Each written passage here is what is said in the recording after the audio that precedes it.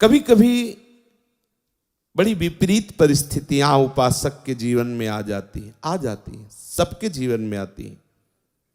खुद अनुभव होता है, भजन में मन नहीं लग रहा, विकार अपने आप हमें आकर्षित कर रहे, न मन साथ दे रहा है न तन साथ दे रहा है। बाहर हम जिसको मित्र बनाना चाहते हैं कि कम से कम वही हमें सपोर्ट कर दे, वो हमें और गिराने की बात कर रहा है। क्या करें?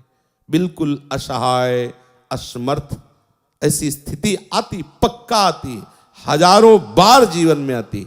ये हम अपने जीवन की बात कह रहे हैं। हजारों बार एकदम अंधेरा, कोई पकड़ नहीं आ रही, अंदर से अंधकार छाया हुआ है, बाहर से कोई समझाने वाला नहीं, विकार का भयंकर उन्माद। तब अब कहां जाऊं, किसके पास जाऊं? कोई सूत्र नहीं, कोई भजन में रुचि नहीं, एकदम एकदम ऐसी परिस्थितियां, या बाहर से एकदम प्रतिकूलता। देखो, बाहर की प्रतिकूलता झेलने की सामर्थ्य भगवत चिंतन में है।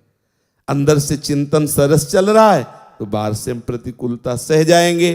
पर ऐसी स्थिति जब अंदर अंधकार छा गया, अंदर अंधकार मतलब ऐसा लग ही नहीं रहा कि हम भजन करते हैं, कोई नाम में रुचि नहीं, कोई शास्त्र में रुचि नहीं। वो कुछ क्षण के लिए ऐसी बात आई न, शास्त्र में रुचि कोई, मतलब एक पता नहीं कैसी अंधकार में स्थिति, और बाहर सब प्रतिकूलता, विषयाकर्षण। अब उस समय केवल आश्रय काम करता है, केवल आश्रय। हो सकता है पुकार भी ना हो तो केवल आश्रय, जो आप अंदर से आश्रय लिए हो वो मूर्छा में भी रहता है, मूर्छित अवस्था में भी रहता है, मृत्यु समय भी वो रहता है। इसीलिए आश्रित का निश्चित भगवत प्राप्ति होती है, निश्चित कल्याण होता है। आश्रित का कभी पतन नहीं होता। इसीलिए बार बार सत्संग में रोज कहते हैं कि गोरे चरणारविंद का दृढ़ता पूर्वक आश्रय।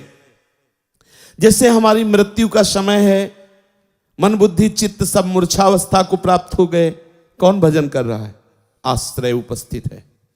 जीवन भर जिनका आश्रय लिया, उस समय वो भजन के कारण नहीं, आश्रय के कारण हृदय में उपस्थित हो जाते हैं और उसको परम गति की प्राप्ति। आश्रय बहुत बड़ा तत्व है, बहुत बड़ी बात है। भजन और ये सब पीछे पहला आश्रय, बिगड़ी जन्म अनेक की वही सुधरे आज, हो ही राम को, पहले बात आश्रय, और फिर आगे की सब बात। पहला आश्रय, उस समय आश्रय काम करता है। हमने देखा है, कई बार देखा है।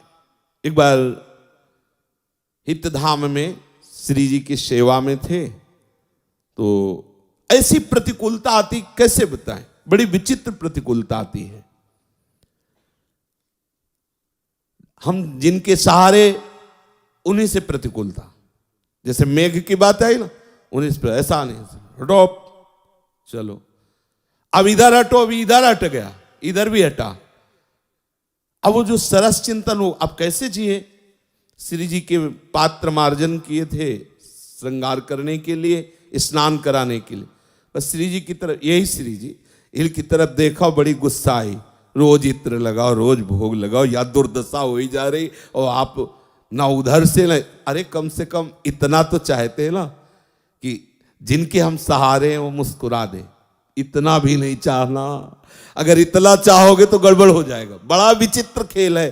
देखो, मन में इतना है, जैसे कोई दौड़ रहा है, चढ़ाई चढ़ रहा है, तो उसको एक लगता है इतना तो कोई कह दे शाबाश, तब तसल्ली होती है। हाँ, और वो इतना दौड़ रहा है, इतना परेशान हो रहा है, ऊपर से उसे और डांट के कर दे सारे कायर, तो उसको कैसा लगेगा? लेकिन इस मार्ग में ऐसा ही दवाई होती है। अगर कहीं बड़ाई हो जाए तो समझ लेना कोई अपराध बन गया, पक्का समझ लेना। अगर गुरुजन, वैष्णवजन, संतजन तुम्हारी बड़ाई सभा में तुम्हारा सम्मान, तो अंदर से महसूस करो कोई अपराध बन गया, प्रभु किसी अहम वृत्ति का मुझे दंड दे रहे हैं। पक्का समझना, उस समय हर्षित मत होना कि बहुत बड़ा लाभ मिल गया, गुरुजी देखो सम्मान करवा। नहीं, गुरुजन जब प्यार करते हैं तो अहम का नाश करके पूर्ण दैन्यता प्रदान करते हैं। अंधकार छा गया, सेवा को रोक दिया, लेट गए, न भिक्षा मांगेंगे न किसी से बात करेंगे सब। उस सेवा प्रवृत्ति फिर उठे गुस्सा होते हुए श्री जी से। अब जल ऐसे तांबे के पात्र में रख के ऐसे श्री जी को स्नान, फिर गुस्सा आए, पूरा जल श्री जी के ऊपर, जैसे होली में नहीं ऐसे सब डाल दिया, नहा धो लो। उस समय तो मतलब बिल्कुल तन्मयता है, क्योंकि उनके सिवा हमारा कोई है नहीं। पूरा कब तक इधर जिधर देखो उधर, जब जैसा मर्जी आया वैसा ऊपर जल डाल। नहीं करेंगे सेवा, न भोजन करेंगे न सेवा करेंगे। फिर लेट गए, ये दोबारा लेटे। 5 मिनट हुए थे, भक्तमाली जी 2 संतों को लेके आ गए। श्री हरिवंश आवाज आई तो थोड़ा उठे, देखा 3 संत उनके सहित।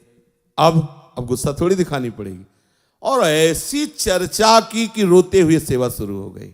वो जो ही गए तो रोते हुए सेवा, एकदम आनंद, एकदम आनंद। सच्ची बताते हैं, आश्रय तत्व संभालता नहीं, ऐसी ऐसी परिस्थितियां आती हैं मानसिक और शारीरिक कि उपासक परेशान हो जाता है। ये माया बहुत विचित्र है।